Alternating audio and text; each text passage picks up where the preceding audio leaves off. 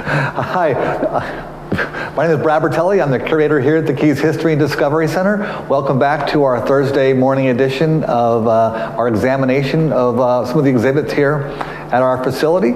And today we're going to talk about one of my favorite topics, one of our Indian exhibits, the first people of the Florida Keys. And we have some really cool artifacts associated with the exhibit. We have a great painting by Theodore Morris, who does a really great job of, he's a fantastic artist.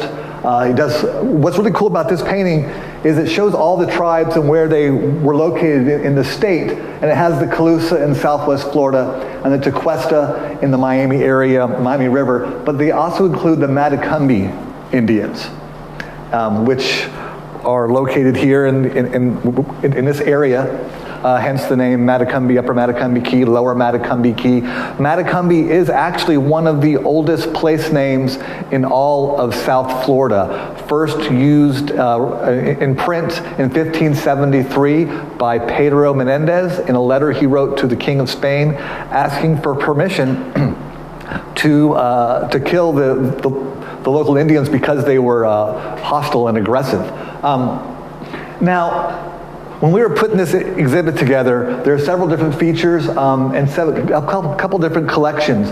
We have these artifacts over here that came from a Indian mound on Plantation Key. This mound was in the Key Colony neighborhood. In the homeowners park. There's a dock there and a homeowners park, and it was in that area where these artifacts were collected, and these were donated to us by Jerry Wilkinson, who had these. And what's really cool about this particular part of the exhibit is in 1951, some archaeologists came down from the University of Miami, and they were digging through the Indian mound, and the Indian mound was basically a trash heap where the Indians would throw their broken pieces of pottery or tools and the bones of their diet. The turtles, in this mound, for instance, there were turtles and fish and raccoons and possum and deer. But what's cool is these drawings are the actual archaeologists' drawings of the specific artifacts, the pottery sherds that are on exhibit, and they do correspond exactly how they are, which I thought was a really cool way to show, kind of archaeology at work. There's only one exception. I couldn't find this one piece over here which doesn't correspond, but everything else is really neat, and you can see how detailed the archaeologist was when he was sketching each piece out. Now, a lot of the information we get from, or not a lot, but some of the most important first-hand information we know about the Indians in the Florida Keys come from a man named Montanita, who was shipwrecked in about 1549 and ended up living with the Calusa Indians for about 17 years before he was returned home to Spain, where he would write a memoir that was published in 1775. And in that memoir, he talks about his time living with the Calusa, and he talks about the Indians of the Florida Keys.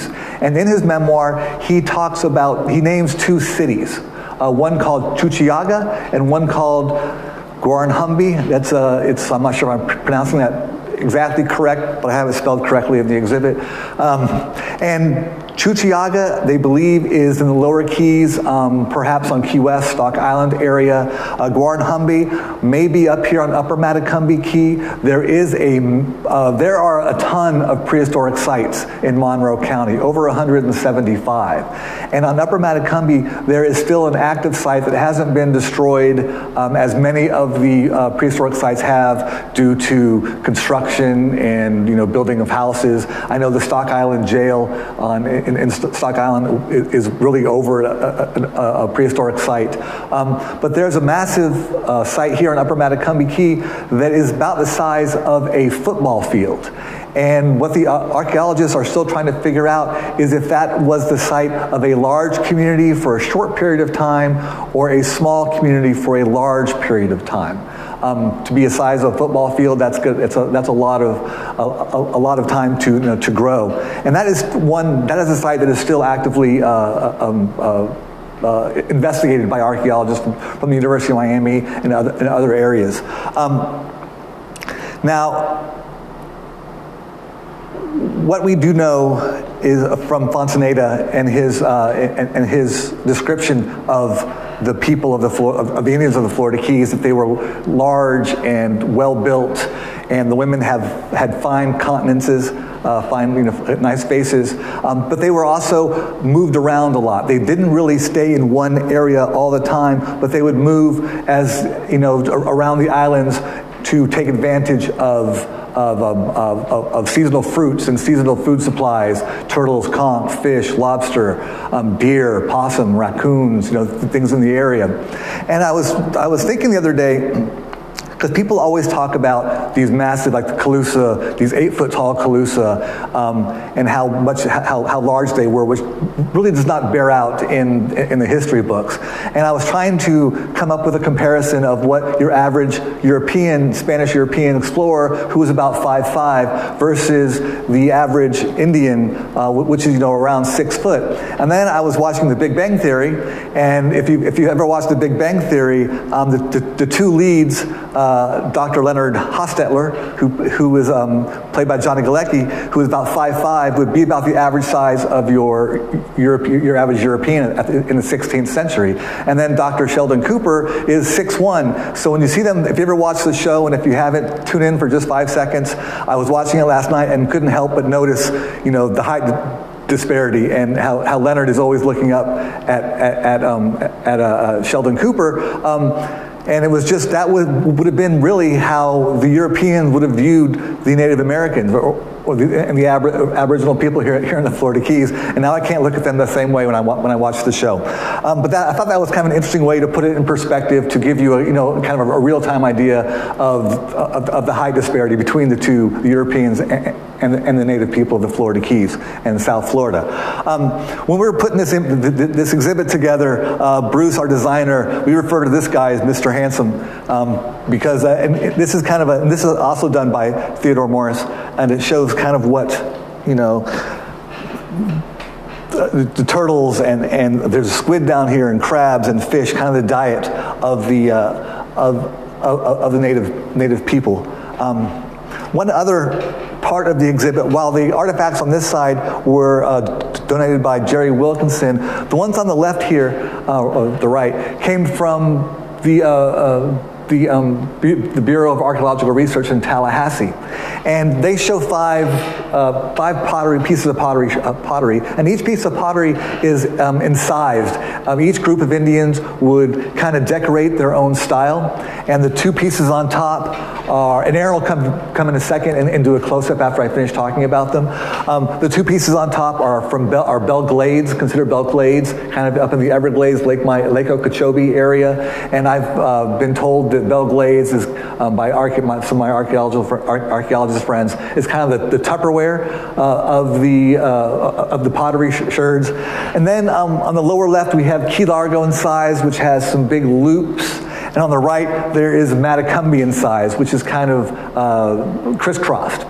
And then those are all, found here in the Florida Keys. But there's also a fifth pottery sherd in the middle called Sanibel incised. And as I was doing my shopping up in Tallahassee and collecting all of these artifacts to put on exhibit at the museum, when I first came to South Florida in 1989, my first home was Captiva and Sanibel. So I wanted to, I thought the Sanibel incised was cool looking. I kind of picked that one out just because I was picking out, and it reminded me of my first Florida home on Sanibel. But it's also a really cool piece. And Aaron's going to come closer now and kind of give it a closer view, which are really kind of neat. And these are the things that these are broken pieces of pottery, and they're called sherds in and technically they're called sherds, and it's really kind of those are what people are looking for, these tools and these pieces of pottery. They kind of tell the tale. And what's important about naming these pieces, like the key largo incised, for instance, if you were to find a piece of key largo incised, in Ohio, you would have known that the trade routes would have, through years of trade from one Indian group to the next, how these pieces would travel. And that would kind of give you an indication of what the trade routes might have looked like. If you have questions, feel free to, you can type in your questions and you can ask them. Erin will raise her hand and let me know when if someone has a question, and I'd be happy to answer it for you. I think that is another feature of the museum, and one of the things that are really cool are our touchscreen monitors, which we have pretty much at every exhibit. And what's great about these is it gives us an opportunity to tell so much more about what's going on. And they're not as fast as we'd like them to be all the time.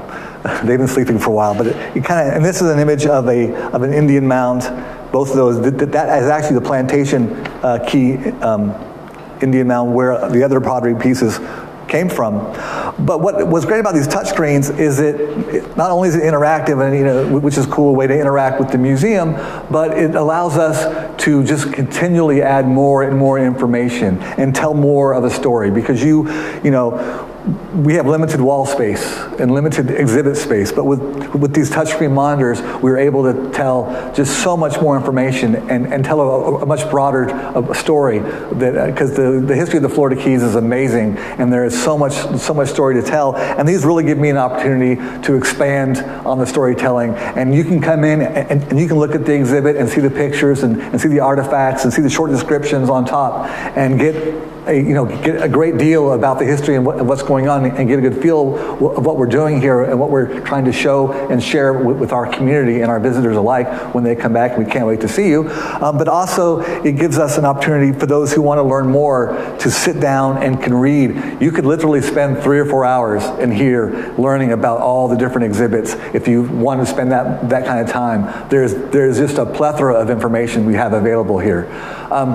And we keep adding more and more, because the story is too big to tell for one museum, for the wall space that we have. And I can just keep going and going for years, which makes my job fun, and it makes it interesting for me, because it's always telling a new story, a new topic. So I think that we're going to wrap up, unless somebody wants to type in a question. Okay, and we'll be back on Friday for our field trip Fridays at 10 o'clock. We're going to talk about the history of the first initial town site of Islamorada, and so we'll be on location talking about that. And in the meantime, hope you guys stay safe and enjoy this little cold front that came through, because the humidity is all gone. And we'll see you tomorrow morning, and then next week we're back to our normal schedule of Monday with Blake, Tuesday and Thursday and Friday with me, and then we have a presentation on Wednesday night. But I see we have a question. Erin, I recognize you. Mary Jo Kisco would like to know, is the Upper Matacumby site still an active dig site? It is an active dig site, and it's also private property, and if you go there, you can be arrested. But it is an active dig site, and people come down from around the state and around they have to get permits first to go and explore, and still kind of trying to figure out more about the local Indians. But it is active, absolutely. All right, well, thanks so much for tuning in, and we will see you again next week, tomorrow and then next week. So thanks again.